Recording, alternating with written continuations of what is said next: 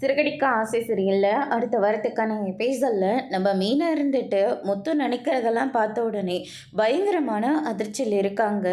இப்படி தான் நான் இவர்கிட்ட உண்மையை சொல்ல போகிறேன்னு தெரியல. இவர்கிட்ட சொல்ல போகலான்னு பார்த்தா இந்த ரோகிணி வேற அடிக்கடிக்கு வந்து கிறிஷோடு சேர்ந்து நானும் செத்து போயிடுவேன்னு சொல்லி மிரட்டிட்டு இருக்கா.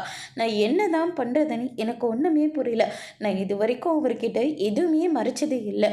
ஆனால் இப்போ இவ்வளோ பெரிய விஷயத்த மறைச்சி வச்சுருக்கேன். என் நிலைமை என்ன ஆக போகுதுன்னு எனக்கு தெரியல. இவளை காப்பாற்ற போய் என் வாழ்க்கை என்னை விட்டு போயிடுமோன்னு எனக்கு ரொம்ப பயமாக இருக்குது அப்படின்னு சொல்லிட்டு நம்ம மீனா இருந்துட்டு ரொம்பவே ஃபீல் பண்ணிகிட்டு இருக்காங்க. அதுக்கடுத்து தான் நம்ம முத்து இருந்துட்டு, மீனா இதுக்கு மேலேயும் தள்ளி போடாது, உடனடியாக கிறிஷோட பாட்டியை நம்ம பார்த்து பேசியே ஆகணும் அப்படின்ற மாதிரி சொல்லிடுறாங்க.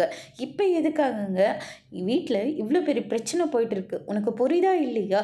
இனிமேல் கிறிஷை அவங்க பார்க்கவே வரமாட்டேன்னு வேற சொல்லிக்கிட்டு இருக்கு. சொல்கிற மாதிரி இவங்க எல்லாருமே சொல்லிக்கிட்டு இருக்காங்க. அது உண்மை இல்லை, கிறிஷை அவங்க கூட்டிகிட்டு போயிடுவாங்க அப்படின்ற மாதிரி நம்ம இவங்க எல்லாருக்கும் நிரூபிச்சியே ஆகணும். எனக்கும் கிறிஷ் மேலே சந்தேகமாகவே இருக்கு. அம்மா இறந்த சோகம் அவனுக்கு கொஞ்சம் கூட இல்லை. ஏன்னா அவனுக்கு எல்லாமே தெரியுது. ஆனால் தெரிஞ்சும் அவன் எதுவுமே நடக்காத மாதிரி இருக்கான். அதுதான் எனக்கு இன்னும் பயங்கரமாக சந்தேகத்திலோட என்னை கொண்டு போய் சேர்க்குது.